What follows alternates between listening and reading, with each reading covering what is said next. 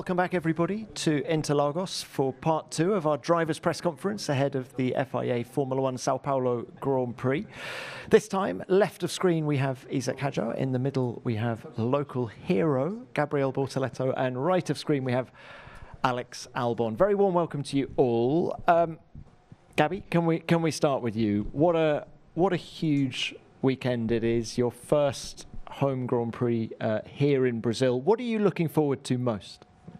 Yeah, I'm extremely excited for this weekend. I don't know, I'm just looking forward to drive, to be honest. It's a track I've not been here so many times in the past. I've driven here like once, but 4 years ago with like a GT car. So I don't know so much the track. But yeah, very excited about driving here in front of the Brazilian crowd. So, drove here 4 years ago, but when did you first visit Interlagos? What was the first Grand Prix you saw here? Well, Interlagos itself, you know, there is a go-karting track just literally next door to here. So I started racing when I was 6, so basically, yeah. So when I was 6 years old was the first time I came to Interlagos. But a Grand Prix, I actually didn't come to any Grand Prix before my F3 season. So I think 2023 was my first year in Interlagos, watching from the paddock. The other years I was watching from the go-kart track because you can actually watch if you just stand in the wall there, you know, you can see it. Yeah, it's not super legal, but fine. And have you dared to dream just what would a points finish mean to you this weekend? It would be great. I mean, for the team, for me, for the Brazilian fans, I imagine would be very, very good. So hopefully we can score points. Well, how hopeful can you be? I mean, you got that brilliant 10th place last time out in Mexico from P16 on the grid. Do you think you'll have the performance to challenge again?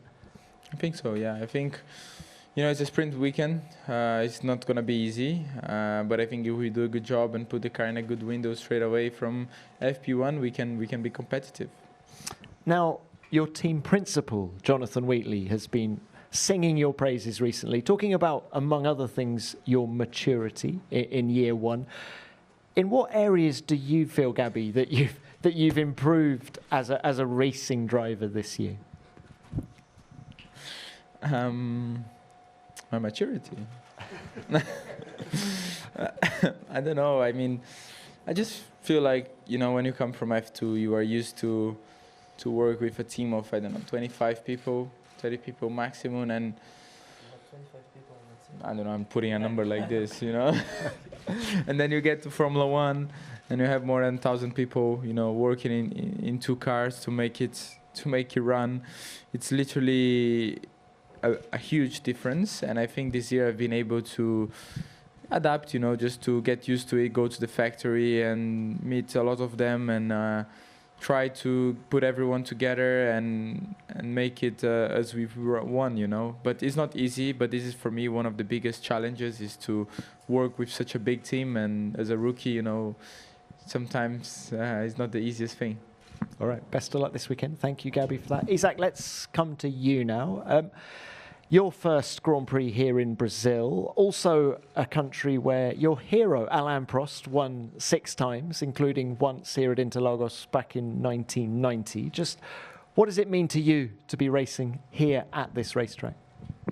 Yeah, you know, growing up, to be fair, I was more of a Senna fan.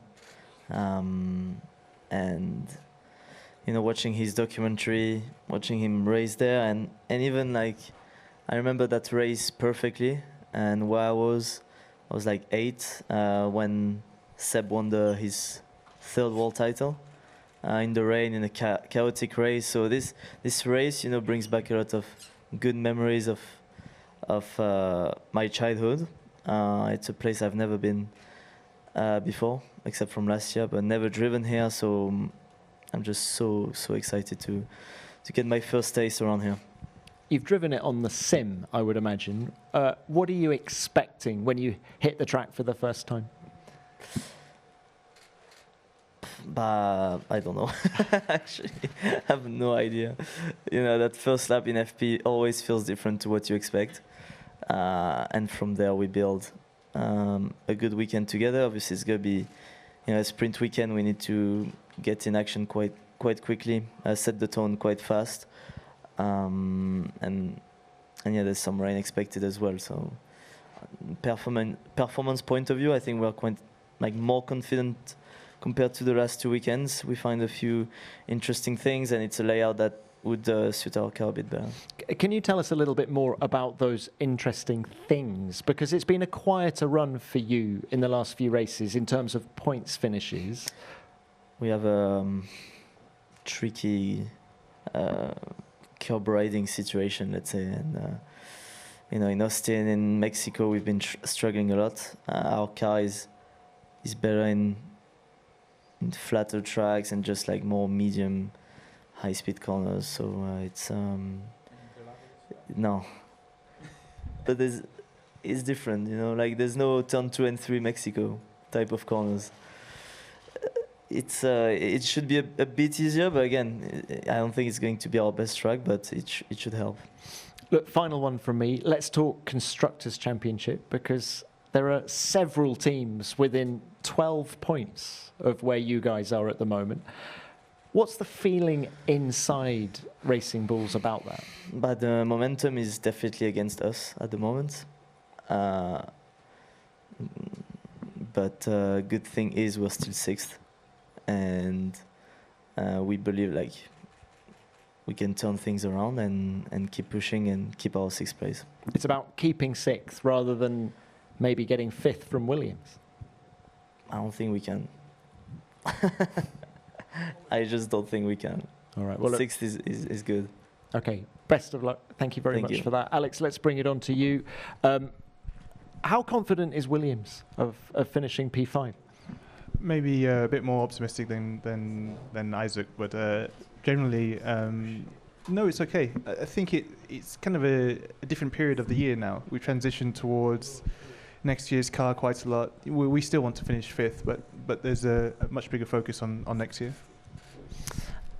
Let's talk about performance for you. The last few races haven't been the easiest. You said after Mexico you were going to go and analyze the situation. Have you found anything? I think there's we kind of similar to what Isaac's saying. There's a couple of specific tracks. I would say Austin, Mexico. That you can see some issues with the balance of the car. And long story short, I think we just analysed everything. We took everything off the car. The team did a great job to kind of see if there's anything that we can find in the car. I think there's a lot of little things that we've pieced together, and there's a nice reset basically going into Brazil. I think we understand where the issues have come from, and now it's just about delivering a clean weekend. Are you going to do anything different from a setup point of view? No, I think it's merely just a couple of tough races, and if you look at the whole season, we've had a really strong year, so it's more about getting back into that rhythm. Setup of the car will be very similar to as it's been the whole year, and there's nothing we need to think out of the ordinary to get the performance back. It will literally just be about getting that rhythm. All right. Good luck with that. Thank you, Alex. Thanks to all three of you. Let's now open this to the floor. We will start with the broadcasters, and Craig, please. Yeah. Craig Slater, Sky Sports F1. It's a question for Isack. Isack, we learned after Mexico that Red Bull will make a decision on their driver lineups for next year at the season's end. There's been some idea that it might be at Mexico. Are you perfectly relaxed about that? Had you expected to learn something after Mexico? I mean, to be honest, it's something I'm used to. You know, I never signed a contract or had something announced before the end of the season my whole career. So I always had to keep my head down and keep pushing until the very final lap. So for me, it's nothing new, and that's how it works with Red Bull. Okay, thank you. Mara? Mara San Giorgio, Sky Sport Italy F1. A question for Gabriel and Isack. Sometimes it's not it's hard to judge the rookie season. How do you rate yours? And who is the best rookie for you without looking at the standing?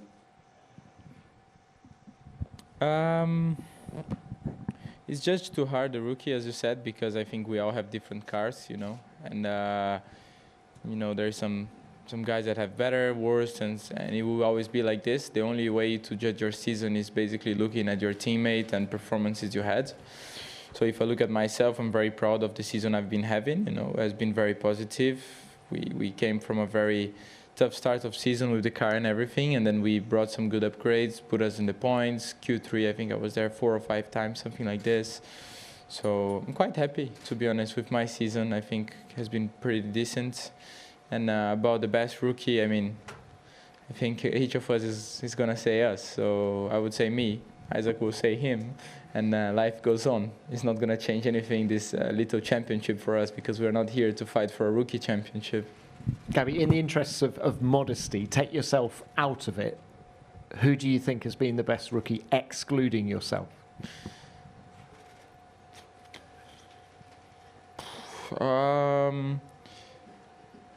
Well, I think Isack has been very strong this year, but recently, you know, I need to be honest as well, Ollie has done an amazing last 3-4 races.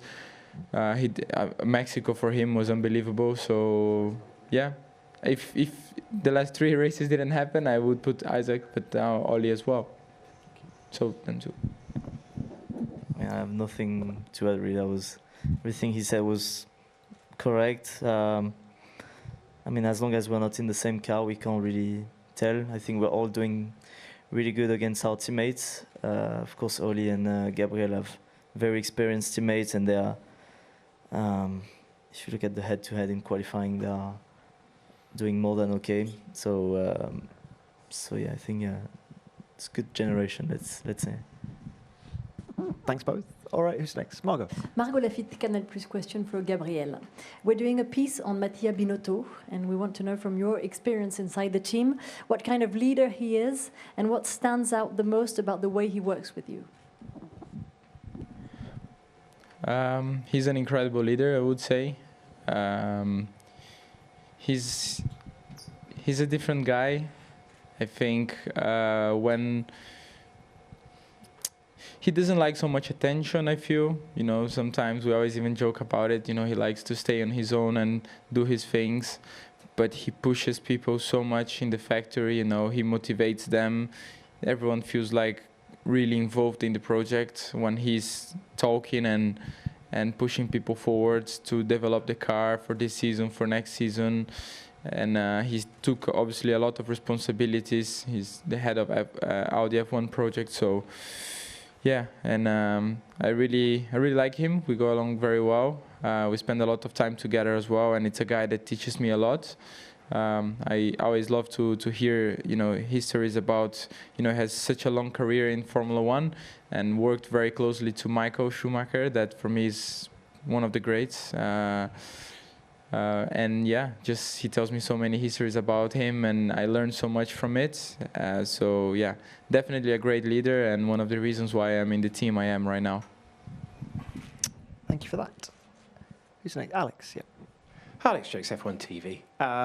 Alex, you had some epic laps in the wet here last year, but then it didn't entirely go to plan at the end. If we get wet conditions again this year, would you alter your approach, or would you take the same risks?